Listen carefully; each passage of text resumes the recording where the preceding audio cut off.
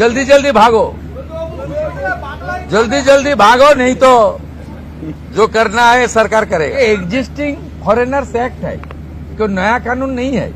পশ্চিমবঙ্গের হাকিমপুর চেকপোস্টে ভিড় অবৈধভাবে ভারতে অনুপ্রবেশ করা বাংলাদেশিদের। পশ্চিমবঙ্গের মুখ্যমন্ত্রী শুভেন্দু অধিকারী অবৈধ অনুপ্রবেশকারীদের বিরুদ্ধে কড়া মনোভাব পোষণ করার পরই হাকিমপুর চেকপোস্টে শত শত বাংলাদেশিরা নিজ দেশে ফিরে যাওয়ার জন্য ভিড় জমান। অবৈধভাবে অনুপ্রবেশকারীদের ডিটেনশন ক্যাম্পে বা জেলে পাঠিয়ে সরকারি অর্থ খরচ করে জামাই আদরে রাখা যাবে না, তাই শুভেন্দু অধিকারী তাদেরকে তাড়াতাড়ি দেশ ছেড়ে চলে যেতে বলেন।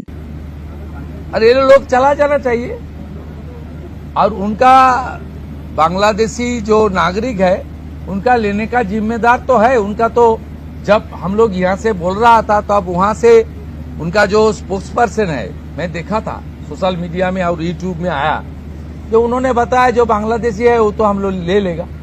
तो ये सब बांग्लादेशी है, उसको ले लेना चाहिए। लेकिन ये लोग को, पुलिस को हम लोग बता दिया जेल में भेजने का जरूरत नहीं है।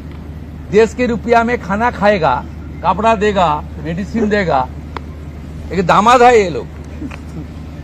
जल्दी जल्दी भागो, जल्दी जल्दी भागो, नहीं तो जो करना है सरकार करेगा।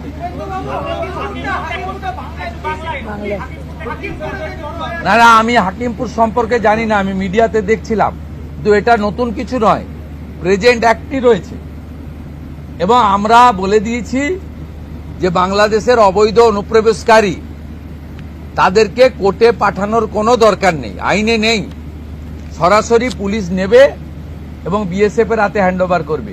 বিএসএফ এর যা ভারত সরকার বাংলাদেশ সরকারের সঙ্গে আছে এগ্রিমেন্ট, তাতে বাংলাদেশি প্রুফ করে হ্যান্ডওভার করে দেবে। আমাদের জেলে 3 মাস 6 মাস 2 বছর রেখে আপনার চাল, আপনার ডাল, আপনার তেল, আপনার মাছ, আপনার ডিম, আপনার কাপড়, আপনার মেডিসিন ওদেরকে দেব কেন?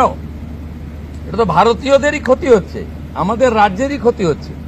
সেই জন্য আইনটা এতদিন ছিল ভোট ব্যাংকের স্বার্থে কেউ বা কারা ব্যবহার করেনি। আমরা ভোট ব্যাংকের বাইরে গিয়ে দেশের স্বার্থে, রাজ্যের স্বার্থে এই আইন কার্যকর করছি।